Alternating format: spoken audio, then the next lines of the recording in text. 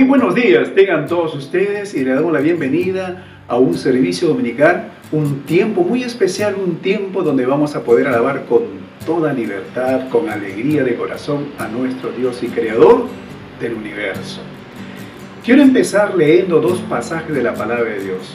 Uno que se encuentra en el Isaías 25:1 dice: Señor, tú eres mi Dios, te exaltaré y alabaré tu nombre, porque has hecho maravillas desde tiempos antiguos. Tus planes son fieles y seguros.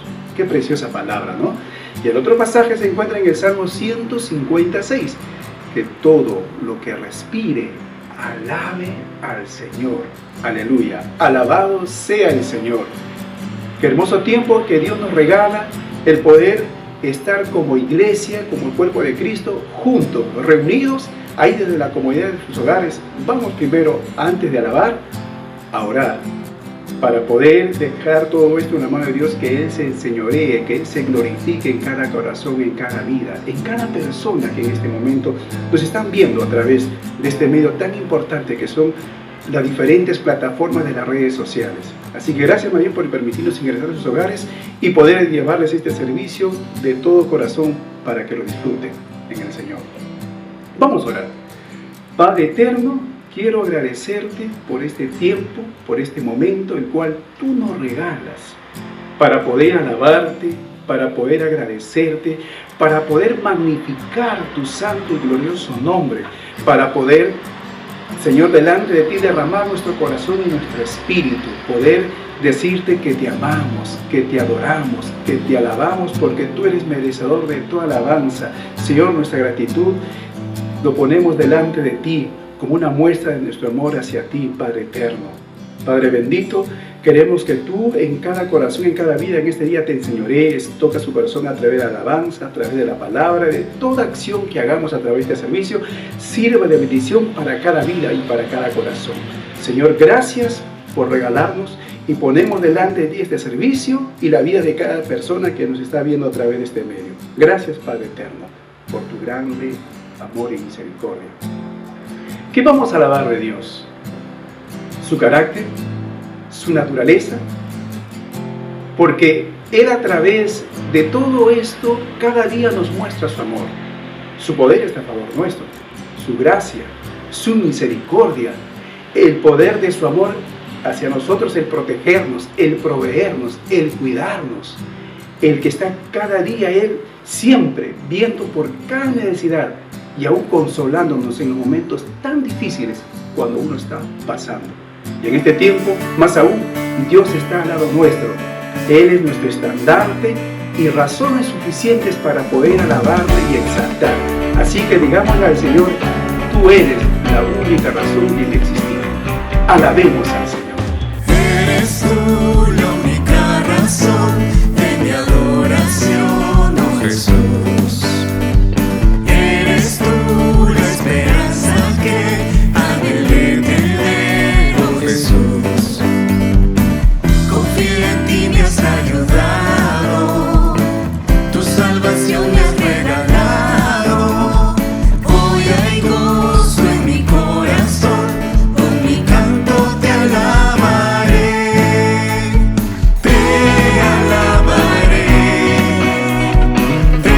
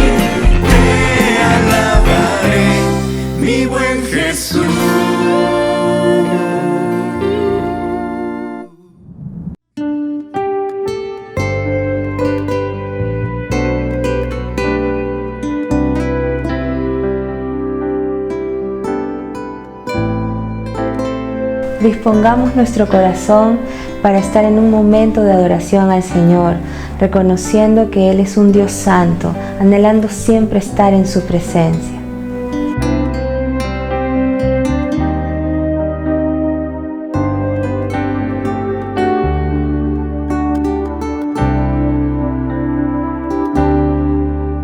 Al estar en la presencia de tu divinidad y al contemplar la hermosura de tu santidad,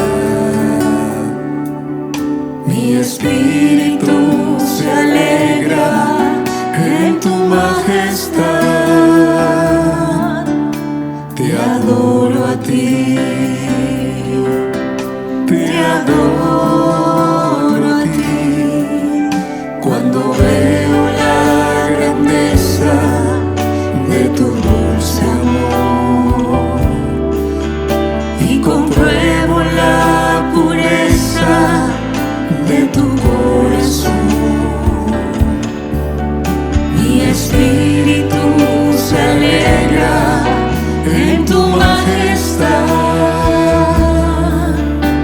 Te adoro a ti, te adoro a ti, y al estar aquí delante de ti te adoraré, postrado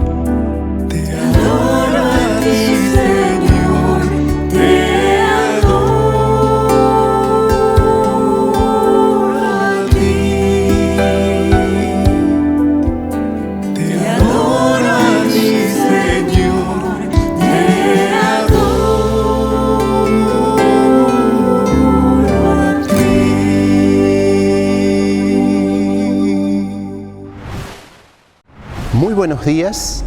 Esta mañana tenemos la alegría de poder compartir con todos ustedes la Cena del Señor. Y la Cena del Señor es un tiempo muy especial. Nosotros como peruanos, si hay algo que disfrutamos es el poder compartir la mesa con las personas que amamos. Y la Cena del Señor es compartir un tiempo especial con nuestro Señor Jesucristo. Por esto es importante que entendamos el significado de esta ordenanza. Primeramente, en la Cena del Señor nos reunimos para poder recordar lo que Jesucristo hizo por nosotros en la cruz. Damos gracias porque Él dio su vida, derramó su sangre para que hoy podamos tener perdón, salvación y vida eterna. El segundo enseñanza de la Santa Cena es saber que Jesucristo está aquí con nosotros. Cuando nos reunimos como iglesia, la palabra nos dice que donde dos o más están reunidos en su nombre, he aquí, dijo el Señor Jesús, yo estoy en medio de ellos. Y en este momento, todos estamos reunidos en un mismo espíritu y de una manera muy particular, la presencia del Señor Jesucristo se hace manifiesta en nuestras vidas y en nuestra comunidad como iglesia.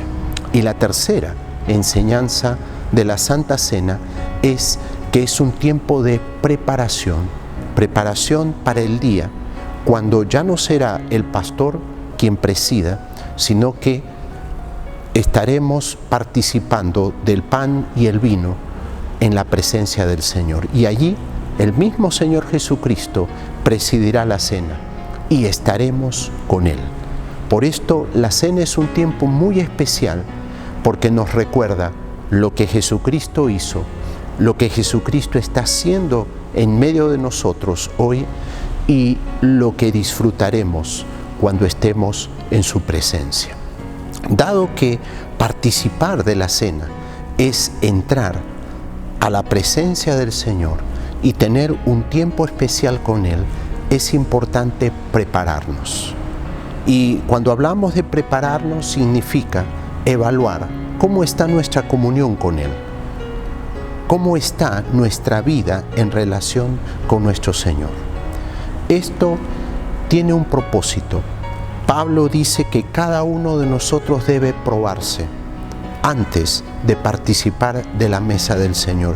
Y esto más que un momento para decir, tal vez por causa de la desobediencia, del pecado, no puedo participar de la cena, es una oportunidad para ponernos a cuenta con el Señor, para restaurar nuestra comunión con el Señor. Primera de Juan capítulo 1 versículo 9 dice, si confesamos nuestros pecados, Dios es fiel y justo para perdonarnos y limpiarnos de toda maldad. Por esto, tengamos un tiempo para evaluarnos, para pedir perdón, que el Señor limpie nuestras vidas para que podamos con manos limpias, con corazones limpios, participar de la mesa del Señor. Oremos.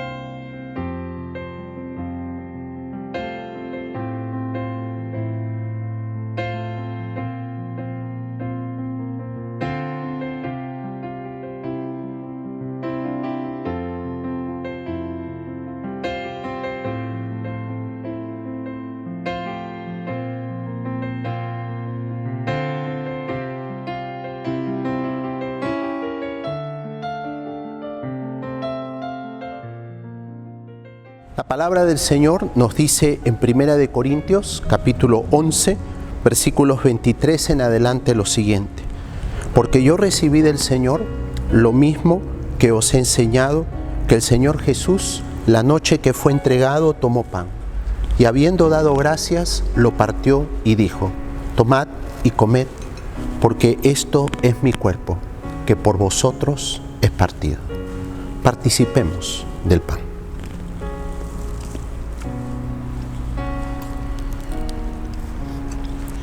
Asimismo, tomó también la copa después de haber cenado, diciendo: esta copa es el nuevo pacto en mi sangre. Haced esto todas las veces en memoria de mí. Participemos de la copa.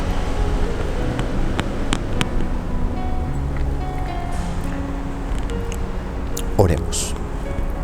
Amado Señor, no hay palabras con las cuales podamos agradecer tu amor, tu misericordia. Gracias, porque por tu obra en la cruz hoy tenemos perdón, salvación, vida eterna. Gracias, porque en momentos tan difíciles como los que estamos viviendo como personas y como nación, tú estás con nosotros, no estamos solos. Y gracias, porque en ti tenemos esperanza, tenemos vida eterna y sabemos que tenemos confianza en un mañana que tú has preparado para nosotros.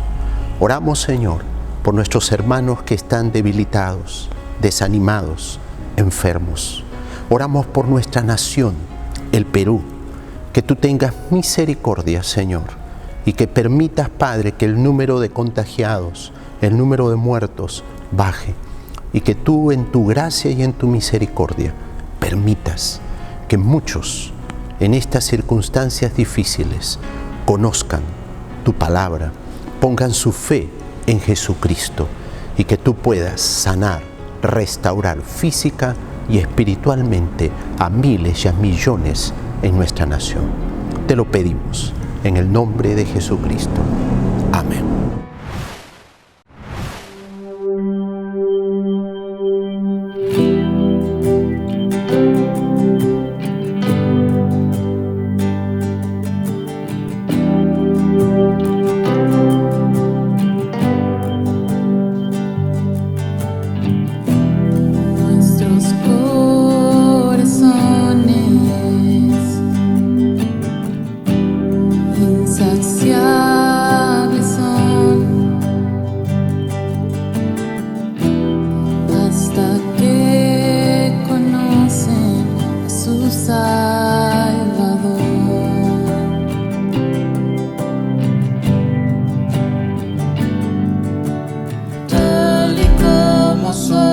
Nos amó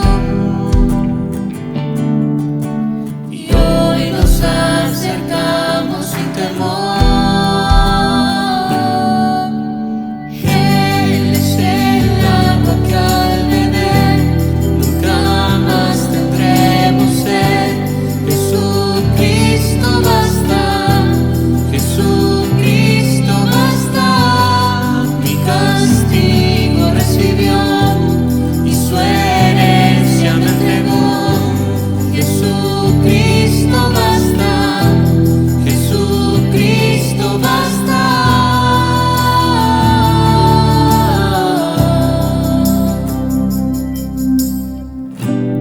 Fuimos alcanzados por su gran amor. Brazos abiertos, recibe hoy.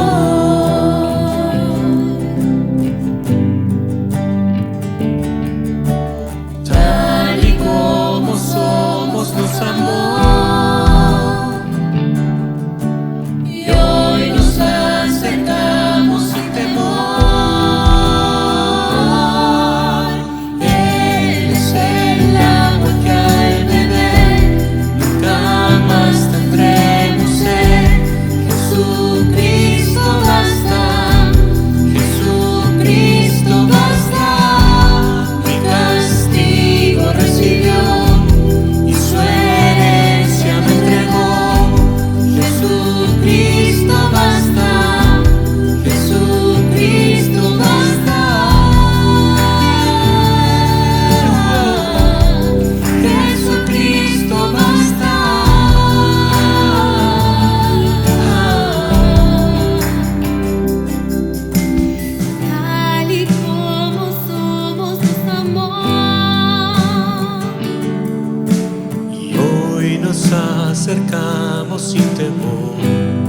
sin temor. Tal y como somos nos amó, y hoy nos aceptamos sin temor. Él es el agua que al beber nunca más tendremos sed. Jesucristo basta, Jesucristo basta. Mi castigo recibió y su herencia me entregó. Jesucristo basta, Jesucristo basta. Jesucristo basta.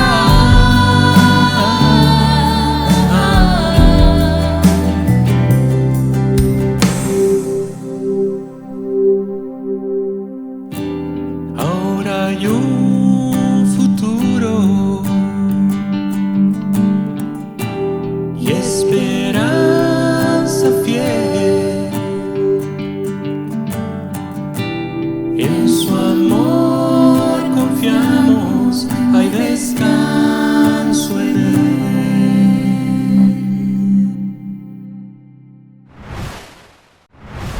Qué lindo es poder celebrar la Santa Cena como iglesia, aunque estemos separados físicamente a través de la tecnología, podemos recordar el sacrificio de Cristo en la cruz y tomar los elementos juntos. Quisiéramos, antes de entrar a la prédica, orar por algunos hermanos que están enfermos. Les pido que me acompañen en oración. Señor, queremos darte gracias por tu amor y tu misericordia. Y queremos esta mañana interceder por algunos hermanos de la iglesia de Monterrico que están enfermos, Señor. Padre, agradecerte por la salud del hermano Emilio Aro, que ya está en casa. Señor, te rogamos por el hermano Miguel Révolo, que todavía sigue internado y delicado de salud. Pon tu mano sanadora sobre él. Y Padre Santo, también queremos interceder por pastores de otras iglesias, hermanos nuestros que están enfermos. Te rogamos por la salud del pastor Wilson Chávez, que tú lo restablezcas, Señor. Y Padre, también queremos orar en esta mañana por la esposa y los hijos del pastor Arsenio Suárez. En tu voluntad ha sido tu voluntad llevarlo, Señor. Él ya está contigo. Y te rogamos por su esposa Juanita, por sus hijos, que tú les consueles y también sanes y restablezcas a la hermana Juana. Señor, cuántas personas sufren en nuestro país por esta enfermedad, por este virus, y te rogamos que tengas misericordia de tantos peruanos, Señor, que están en los hospitales, algunos que no tienen oxígeno. Señor, obra tú, Padre, ten misericordia del Perú, de los peruanos, ten misericordia de nosotros. Oramos así, Señor, en el nombre de Jesús. Amén. Vamos a continuar con la serie de mensajes y el tema de este domingo es un trato justo al prójimo. Ya vamos terminando la serie Así como tratas, serás tratado, que está basada en el libro de Amós. Estamos viendo solamente los 3 capítulos de este libro. Recordemos que Amós es uno de los llamados profetas menores. Y se les llama así a Amós, Abdías y otros más por el tamaño de sus libros. Son escritos cortos.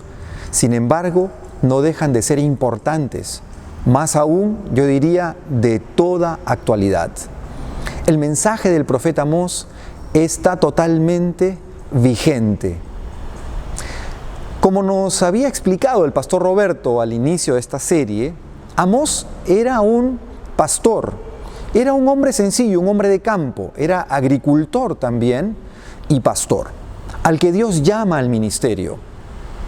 Él no era parte de una escuela de profetas, que sí la había en ese tiempo, pero no era parte de los profetas, no fue tampoco al seminario bíblico de Judá, no fue.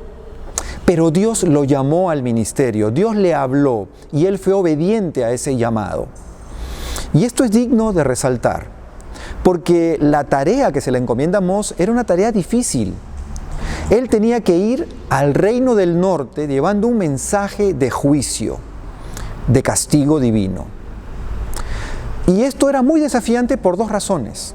Amós En primer lugar, vivía en el sur, era parte del reino de Judá. Y recordemos que entre Judá e Israel había una gran rivalidad, mucha tensión. En segundo lugar, Amós no era un profeta profesional, no era reconocido en el mundo religioso.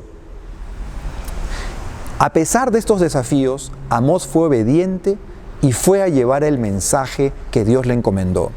El tema central del libro de Amós es la justicia y la gracia de Dios. Y para ser más específicos, la gracia de Dios que justifica, que salva, así como Dios salvó a Israel de Egipto, y que Él espera entonces ahora justicia hacia el prójimo. En ese momento, en Israel, reinaba el rey Jeroboam II, quien había consolidado el reino, había sido un general victorioso y había traído estabilidad para todo el reino. En ese momento se vivía entonces una abundancia, había prosperidad económica y lamentablemente se comenzó a dar un descuido en el ámbito religioso. Se dejó de lado la adoración a Dios, a Jehová Dios. Es más, se dieron espacio a cultos paganos, pero sobre todo empezó a haber un gran abuso contra los pobres, contra los menos privilegiados, contra los extranjeros. Se había multiplicado la injusticia en el reino de Israel. Y eso le disgustó mucho a Dios.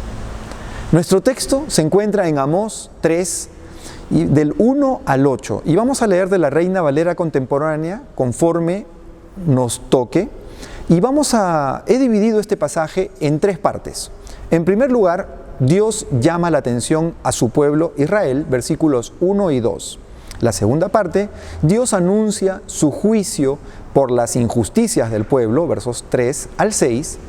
Y en tercer lugar, Dios envía a su profeta, versos 7 y 8. Comencemos. Dios llama la atención a Israel, versos 1 y 2. Dice así la palabra: Hijos de Israel, esta es la palabra que el Señor ha pronunciado contra ustedes, contra toda la familia que Él sacó de la tierra de Egipto. Escuchen bien. Solo ustedes los he elegido de entre todas las familias de la tierra. Por lo tanto, yo los castigaré, dice el Señor, por todas sus maldades. Les recuerda que ellos son su pueblo, que son herederos de la promesa que le hizo Dios a Abraham. Y se dirige a ellos como nación, como a un pueblo. Como mencionó el pastor Javier la semana pasada, en Amós vemos a Dios castigando, condenando las injusticias de naciones contra otras naciones. Y esto nos habla a nosotros de una responsabilidad nacional. Es fascinante notar que en la palabra de Dios podemos ver una responsabilidad individual como también una responsabilidad social o nacional. Ahora, esto nos choca a nosotros porque vivimos en una sociedad que es muy individualista. Sin embargo, en la palabra de Dios se nos llama a arrepentirnos de manera personal. Hay un arrepentimiento personal, como también hay un arrepentimiento nacional. De ahí que el profeta Daniel, cuando está intercediendo por su pueblo, confiesa los pecados del pueblo, pero los asume, aunque él no los había cometido. Él confiesa también como suyos esos pecados, asume su responsabilidad nacional. Y esto es muy importante de recordarlo, sobre todo en esta sociedad individualista en la que estamos viviendo. Recordemos esto, pues es muy importante. ¿Cómo estamos reaccionando nosotros individualmente ante la injusticia que hay a nuestro alrededor? Y cómo estamos reaccionando también como sociedad y como nación. Creo que la crisis sanitaria que estamos viviendo ha hecho notoria esta situación. Dios les recuerda también a los israelitas su salida de Egipto, su salida y liberación. El Señor obró de manera poderosa, con grandes milagros, y los salvó por gracia. Todos recordamos el relato del Éxodo, de las 10 plagas de Egipto y cómo el Mar Rojo se abre en dos. Dios se manifestó de manera poderosa salvando al pueblo. Y les dice en el versículo 2, yo los he elegido. En la versión Valera dice, los he conocido, y utiliza la palabra hebrea yada, que habla de intimidad. Dios tenía una relación íntima con su pueblo, así como el de un esposo con una esposa, figura que también otro profeta, Oseas, utiliza. Pero el pueblo se había alejado de Dios. Dios lo había rescatado y lo había llamado a ser su pueblo, pero ellos le dieron la espalda. Una vez que tuvieron prosperidad, se volvieron egoístas, indiferentes. Y por eso Dios les dice, yo los voy a castigar por todas sus maldades. Veamos entonces cuáles son algunas de estas maldades que el pueblo de Israel había cometido. La prosperidad económica los fue alejando de Dios.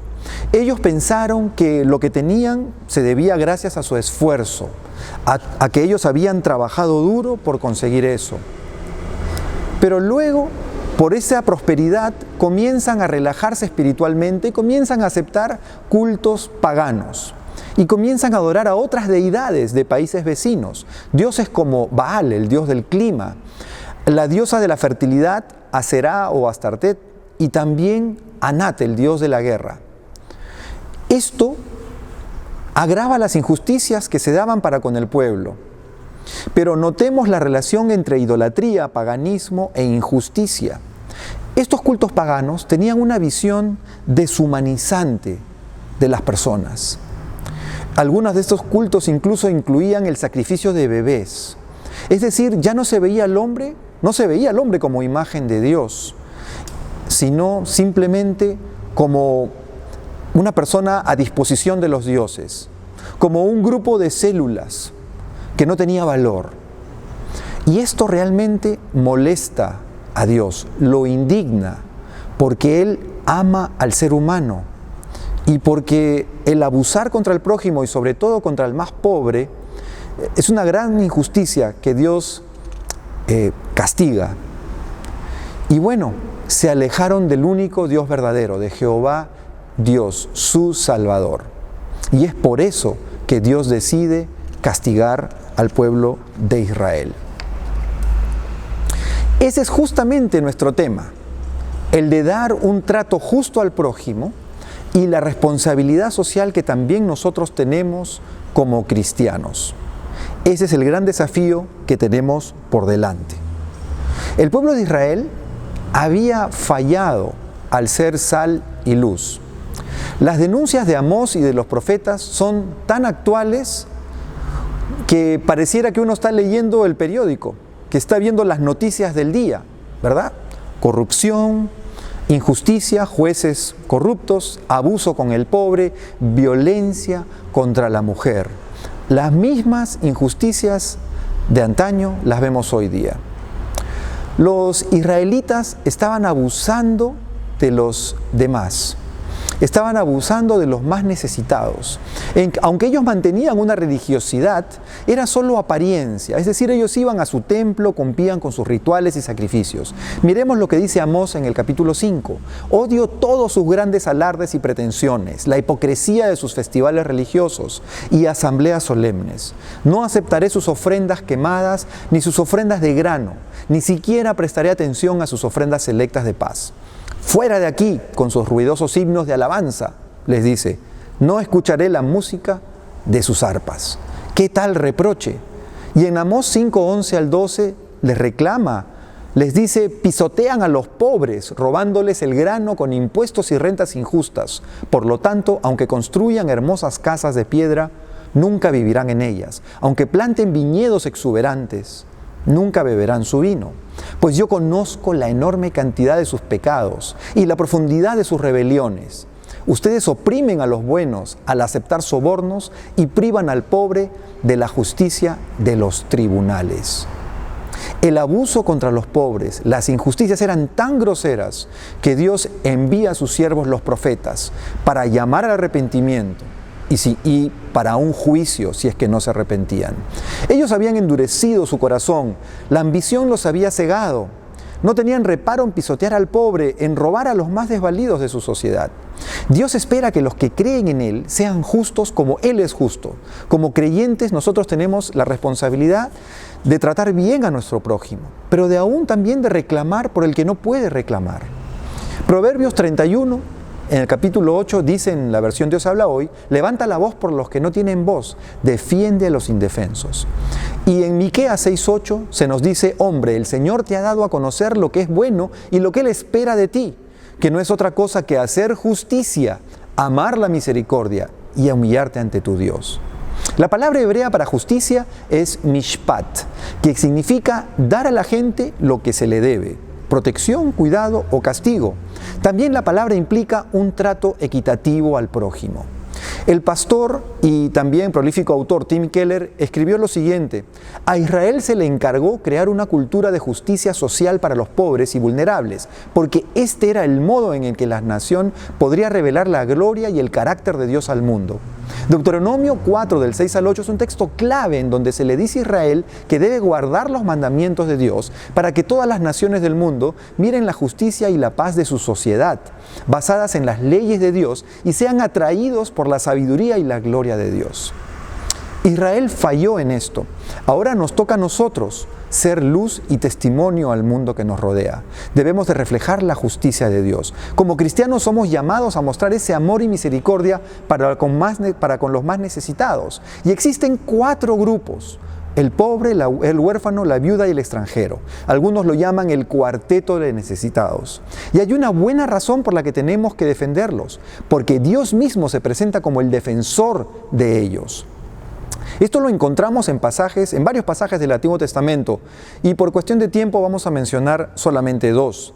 Jeremías 22:3 dice: esto dice el Señor, sean imparciales y justos, hagan lo que es correcto, ayuden a quien ha sufrido robo, rescaten de sus opresores, abandonen sus malas acciones, no maltraten al extranjero, ni al huérfano, ni a la viuda, dejen de matar al inocente.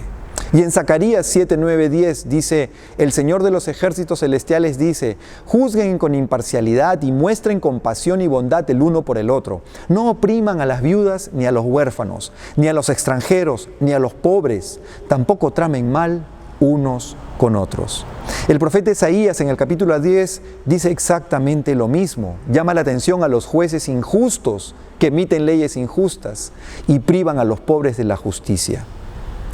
¡Qué tremendo reproche! El Señor Dios es el Dios del huérfano, de la viuda, del pobre y del extranjero.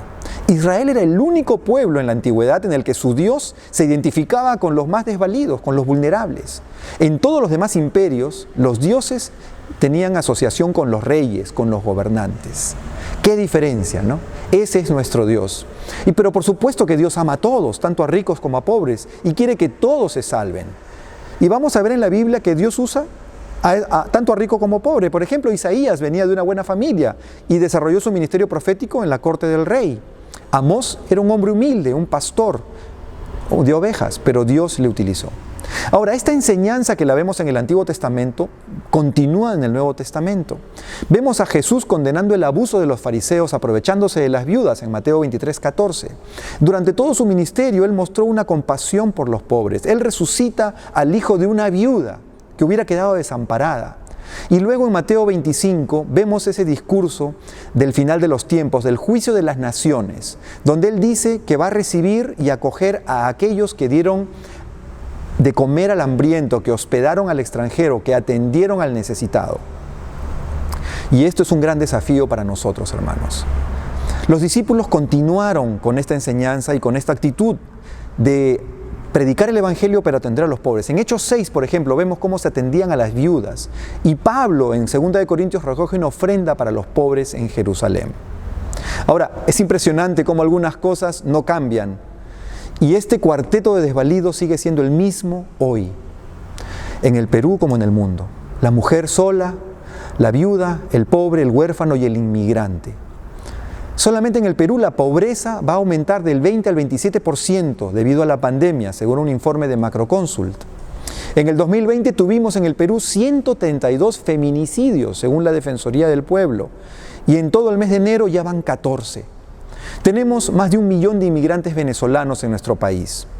Los vemos por todas partes, ¿verdad? En el día a día, en el mercado, en el delivery.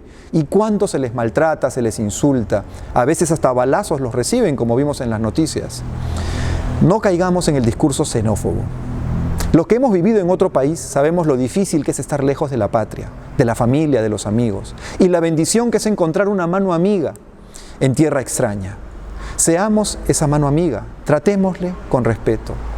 Pero una pregunta, ¿somos justos con los que trabajan para nosotros, en casa, en nuestra empresa? ¿Cómo los tratamos? ¿Cómo nos conocen a nosotros en nuestro trato para con el prójimo? Yo recuerdo uno de mis primeros trabajos fue con un empresario cristiano. Y este hombre era muy estricto, pero era un hombre cumplido y que trataba con justicia a sus empleados. Y esto lo mostraba pagando a tiempo. Cuando otras empresas de su rubro no pagaban o pagaban muy tarde, él siempre cumplía pagando a todos a tiempo. Y de ahí que otras personas siempre se acercaban y querían trabajar con nosotros. Este hermano tenía un buen testimonio, qué importante. En segundo lugar, Dios anuncia su juicio inminente, versos 3 al 6, y lo hace a través de una serie de preguntas retóricas que muestran una relación de causa y efecto. A través de esas preguntas el Señor les increpa. El versículo 3 dice: ¿andarán dos juntos si no están de acuerdo? Dios había hecho un pacto con Israel, como ya hemos mencionado, de bendecirlos si seguían sus mandamientos. Y por eso estaban de acuerdo, iban en una dirección. Pero ellos dejaron de cumplir los mandamientos, se alejaron de Dios, ahora querían ir por otro lado. El verso 4 dice: ruge el león en la selva sin que haya una presa, ruge el cachorro en su guarida sin apresar nada. Cuando el león está acechando a su presa, lo hace en silencio y solamente ruge cuando ya está encima de ella. El cachorro aprende a rugir cuando se le lleva su comida, aún desde pequeño. El pueblo iba a recibir su castigo de esa manera, de improviso. El versículo 5 dice: cae el ave en la trampa sin que haya un cazador, salta del suelo la trampa sin que haya atrapado algo. En esta pregunta dice: así como hay una trampa es porque hay un cazador. Y así como el ave distraída va comiendo la carnada hasta caer en la trampa, así será Israel, que caerá en manos de su cazador. El pueblo estaba distraído con sus riquezas y comodidades ganadas a costa de los más pobres. Y en Amós 3:11 Él les dice que un enemigo va a venir y va a derribar sus palacios. En el 6:14 les dice que será una nación que se levantará contra ellos. 40 años después, Siria conquistaría a Israel y sería el instrumento de Dios para castigar al pueblo rebelde. El verso 6 dice: se da una alarma en la ciudad sin que el pueblo se alborote. ¿Pasa algo malo en la ciudad que el Señor no haya hecho? Los vigías en las ciudades antiguas usaban de trompetas o cuernos para alertar al pueblo ante un posible ataque enemigo. Al escuchar la alarma, el pueblo corría a esconderse o se preparaban para el ataque.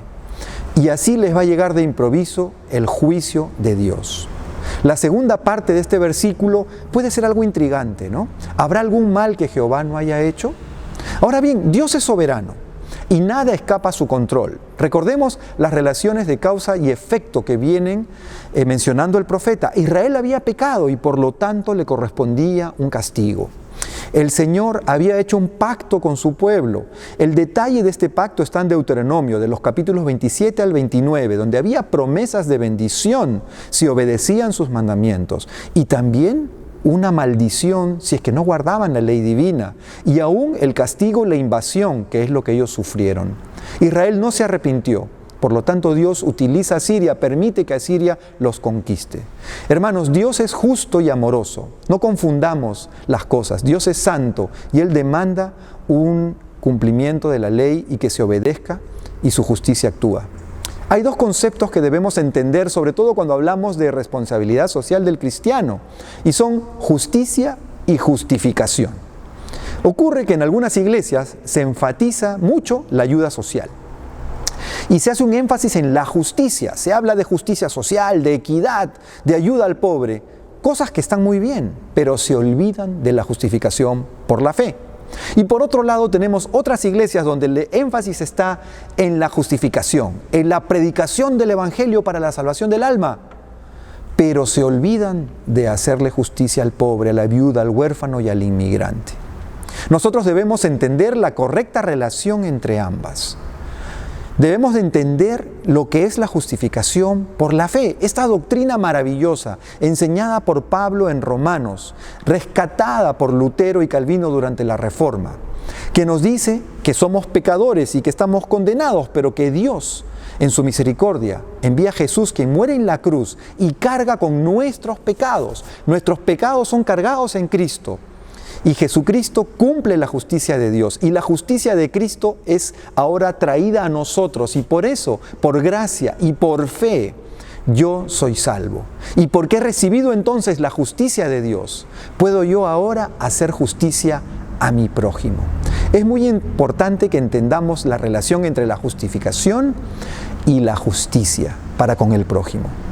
Santiago nos dice que la fe se muestra por las obras. Leamos Santiago 2, 14 al 17 y vas a ver que él dice que una fe sin obras es muerta. ¿Por qué? Porque si tú no tienes buenas obras, si tú no ayudas al prójimo, estás demostrando que en realidad no conoces la justificación. Las buenas obras demuestran que hemos sido salvos, no nos ganan la salvación. No caigamos en ninguno de los extremos, mantengamos el balance bíblico. Recordemos a la iglesia primitiva donde se predicaba salvación y se daba de comer al hambriento, se atendía al enfermo.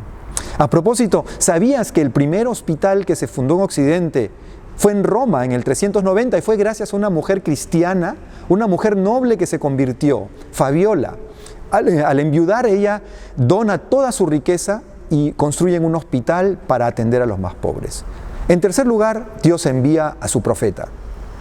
Lo cierto es que nada hace el Señor, dice el texto, sin antes revelarlo a sus siervos, los profetas. Si el león ruge, ¿quién no tiembla?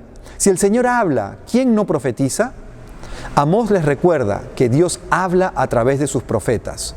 Dios habla a sus siervos, les da su mensaje para que ellos lo transmitan al pueblo.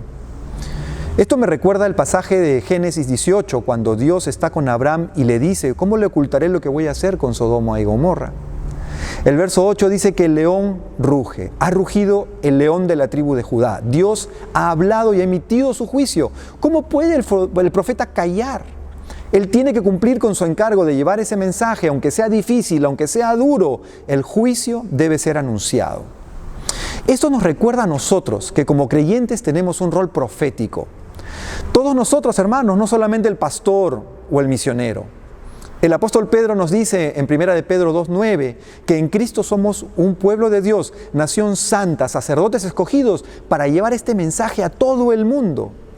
Cada uno de nosotros individualmente tiene que llevar este mensaje y también como iglesia, proclamar el evangelio transformador que cambia vidas, que es una buena noticia, literalmente significa buenas noticias. Vivimos en una sociedad que clama por justicia, que está cansada de la mentira y el abuso. Tenemos una generación de jóvenes desilusionada y sabemos que ningún político, ningún partido va a cumplir con sus expectativas. Nos toca a nosotros dar el paso. Recordemos que sin justicia no hay paz, como dice el profeta Isaías. El verdadero evangelio es luz cuando llega una persona, la transforma, perdona sus pecados, pero también le ayuda a ver su situación delante de Dios y entonces ama al prójimo, comienza a perdonar al que le ofende, comienza a trabajar honradamente, ya no paga coimas, hasta paga sus impuestos, que es muy importante, es una manera en la que contribuimos al bienestar de la sociedad. Y quizás no lo veas tú, pero otros sí lo ven y lo sienten. Como iglesia somos llamados a llevar la justicia de Dios al mundo. Nos toca ahora a nosotros ser luz a las naciones y dar un buen testimonio. ¿Lo estamos haciendo? ¿Estamos reflejando el amor de Dios y la justicia de Dios? Hagamos un examen de conciencia. ¿Cómo estamos tratando a nuestro prójimo? A las personas que están alrededor nuestro, a nuestros empleados, a los que trabajan en casa para nosotros. Recordemos que somos embajadores de Cristo y que somos nosotros los que estamos llamados a llevar este mensaje de esperanza a todo nuestro país. Gracias, Pastor Pedro, por la prédica de hoy. Queridos hermanos, queremos entrar ahora a un momento especial del culto porque queremos darle gracias a Dios a través de nuestros diezmos y ofrendas por su fidelidad y por su provisión económica. Sabemos que estamos pasando tiempos difíciles, sin embargo el Señor es fiel y Él provee a nuestras necesidades y por ende también a las necesidades de la iglesia. Oremos. Gracias, Señor, porque tú siempre suples, Señor, nuestras necesidades económicas y materiales. Tú eres Jehová Jireh, Padre. Gracias, Señor, porque tú nos sostienes en medio de tiempos difíciles. Ayúdanos a confiar más en ti, a depender más de ti. Y gracias, Padre, porque permites que la obra en Monterrico continúe a pesar de las dificultades. Entregamos este tiempo, Señor, en el nombre de Jesús. Amén. Muy bien, tenemos ahora varios anuncios importantes que compartirles el día de hoy. El primero de ellos lo va a dar César de la Cruz, que es miembro del Ministerio de Acción Social en Familia. Así que César, adelante. Buenos días, hermanos. Como sabrán, nuestro país afronta un terrible drama social y sanitario debido a la falta de oxígeno medicinal necesario para tratar a aquellas personas que por el COVID-19 no logran saturar el oxígeno que su cuerpo necesita, generándose así una crisis para ellos y para sus familiares que desesperadamente buscan un lugar donde conseguirlo. Nuestra querida Alianza de Monterrico no quiere ser ajena a este dolor.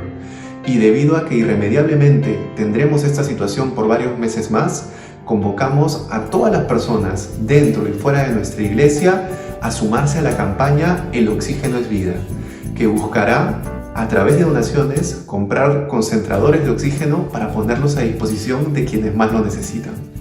Un concentrador de oxígeno, a diferencia de un balón, no requiere recargarse, se puede utilizar todos los días y nuestra intención es que luego de que una persona afectada se haya recuperado, podamos cambiarle las mangueras y que lo pueda utilizar otra persona y así sucesivamente hasta que finalice la pandemia.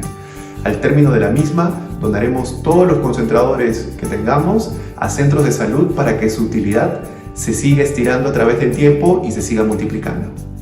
Si está en tus posibilidades, hermano o hermana, de poder apoyarnos, te pedimos que te pongas en contacto de inmediato con Juan Carlos Carrión, Liz Santalián, Titi Valdivia o conmigo, parte del grupo que estamos llevando a cabo esta campaña, que gustosos te brindaremos las cuentas de la iglesia donde se está concentrando la ayuda. Dios bendiga el inicio de esta campaña que iniciamos en su nombre y a todas las personas que ya se están sumando y se sumarán a ella.